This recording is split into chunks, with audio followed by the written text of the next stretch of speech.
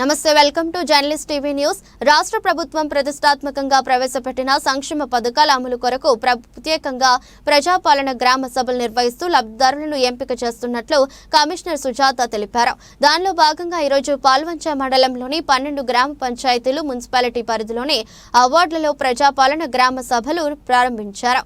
గ్రామ సభలలో ఇందిరమ్మ ఇల్లు, నూతన రేషన్ కార్డులు, ఇందిరమ్మ ఆత్మీయ భరోసా కోసం లబ్ధిదారులను ఎంపిక చేయడం జరుగుతుందని కమిషనర్ వివరించారు.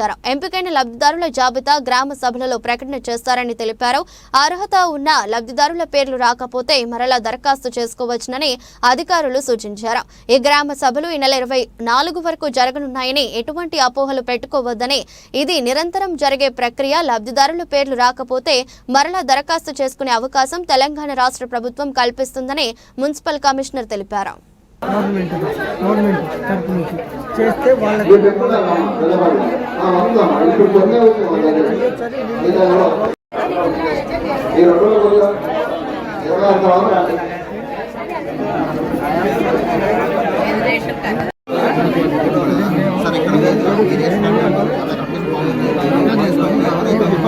ఇప్పుడు ఉన్న వాళ్ళు కొంచెం కూర్చోండి అండి, అందరు కూర్చోండి.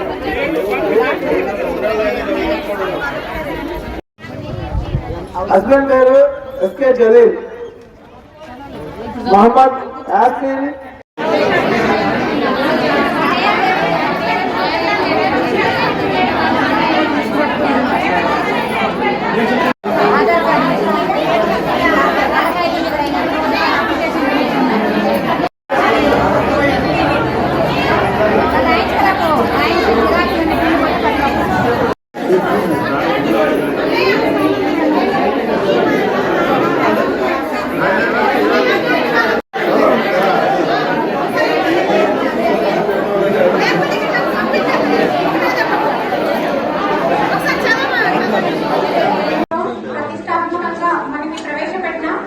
రైతు భరోసా, ఇందిరమ్మ ఆత్మీయ భరోసా, రేషన్ కార్డులు, తర్వాత ఇందిరమ్మ ఇళ్లకి సంబంధించిన ఈరోజు మనము ఈరోజు వార్డు కమిటీ మీటింగ్ సమావేశానికి విచ్చేసిన గౌరవ డిస్ట్రిక్ట్ చైర్మన్ గారికి, అదేవిధంగా ఇక్కడ ఉన్న స్పెషల్ ఆఫీసర్కి, మున్సిపల్ ఆఫీస్ సిబ్బందికి, వార్డు సభ్యులందరికీ కూడా నమస్కారం.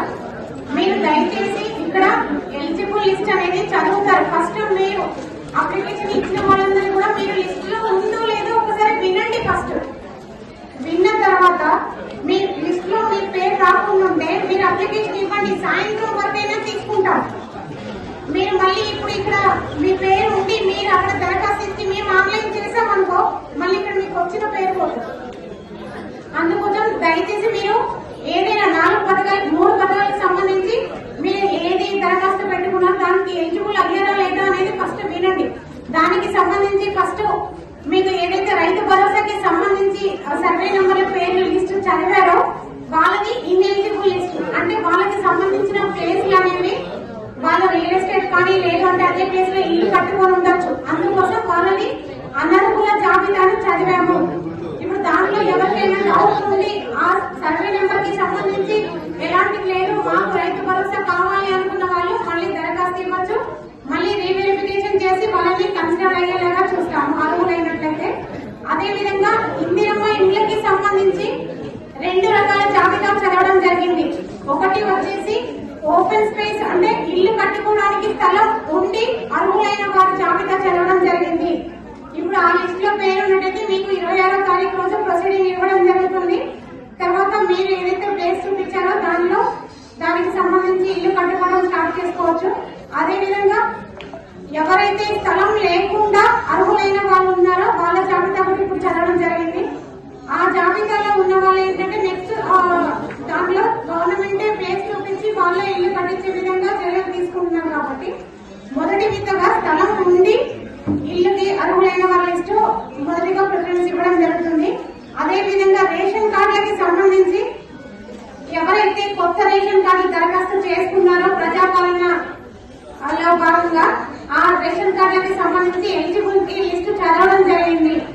ఇప్పుడు అందులో పేరు రాకుండా ఎలిజిబుల్ ఉన్న వాళ్ళు ఎవరైనా కానీ దరఖాస్తు ఇంతకు ముందు దరఖాస్తు ఇచ్చినా ఏం లేదు, ఇవ్వకపోయినా కానీ మళ్ళీ ఇప్పుడు దరఖాస్తు తీసుకుంటాము.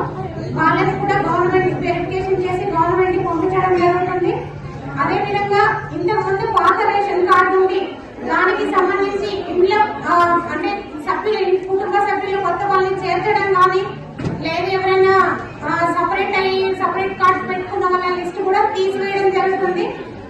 సంబంధించిన జాబితా కూడా చదవడం జరిగింది.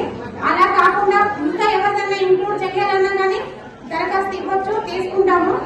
ఇప్పుడు చదివిన అర్హులైన జాబితాలో మాకు పేరు లేదు, మేము ఎలిజిబుల్ కాలేదు అనేది ఎవరు బాధపడద్దండి. ఇది ప్రోగ్రామ్ అనేది నిరంతరం జరుగుతూనే ఉండాలి. ఇప్పుడు కొద్దిమంది లిస్ట్ ఇచ్చినా కానీ మళ్ళీ నెక్స్ట్ లిస్ట్ వస్తానే ఉంటాయి అవి. సో ఇప్పుడు అర్హులు లేకపోయినా కానీ అందరికీ దరఖాస్తు ఇవ్వండి, మళ్ళీ ఎంక్వైరీ చేస్తాము, మళ్ళీ ఎలిజిబుల్ క్యాండిడేట్లకు వచ్చేలాగా చూస్తాము. దరఖాస్తు తీసుకోవడం కూడా ఇప్పుడు కానీ సాయంత్రం వరకు ఉంటారు, కంగారు పడకుండా సాయంత్రం వరకు ఇవ్వండి. లేదు పర్సన్స్ అంటే ఈ రోజు లేరు, వేరే పని మీద ఊరు వెళ్ళారు, బయట వెళ్ళారు అనుకుంటే వాళ్ళకి 23వ తారీఖు సాయంత్రం వరకు కూడా మున్సిపల్ ఆఫీస్ లో దరఖాస్తు తీసుకోవడం జరుగుతుంది. ఎవరైతే దరఖాస్తు చేయాలనుకున్న వాళ్ళు ఉన్నారో వాళ్ళకి సంబంధించిన ఆధార్ కార్డ్ ని, వాళ్ళ ఫ్యామిలీ మెంబర్స్ కి సంబంధించిన ఆధార్ కార్డులను కూడా జతపరచవలసి ఉంటుంది. దయచేసి ఎవరైనా కానీ రాలేదు అని ఇబ్బంది పడద్దు.